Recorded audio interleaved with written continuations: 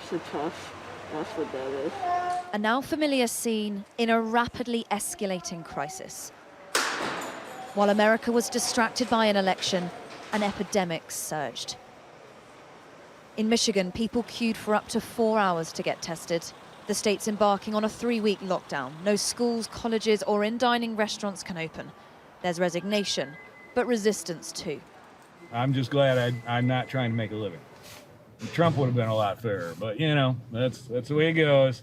I'm a little disappointed, shall we say, in the side that apparently doesn't respect science and doesn't respect the need for this type of thing.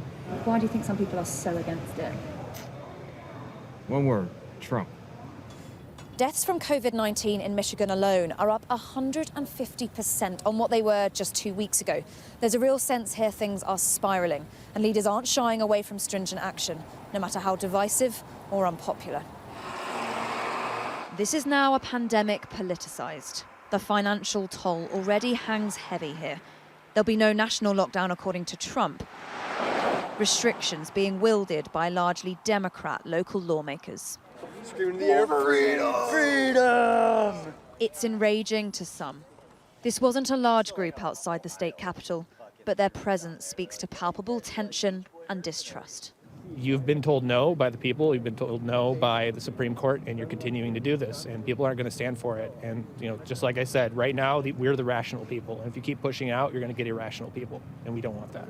Well, we're going to do everything in our power to try the peaceful route, but when it comes to our livelihoods and our rights that we are born with as humans, we're not going to budge. Would you turn to violence?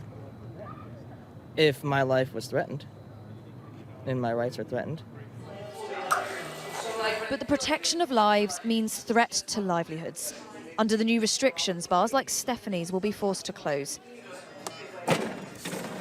She doesn't have a safety net, and she's fearful and frustrated. This should have been over. You know, we potentially could have not had these numbers. And do you feel quite stressed about it? All my savings are gone. My bills are coming up. You know, my dog needs surgery, and I'm like, okay. You know, but at the same time, I get it. Joe Biden said he'll step up work to stem the virus and bring communities together. Neither will be easy. Helen Ann Smith, Sky News, Lansing, Michigan.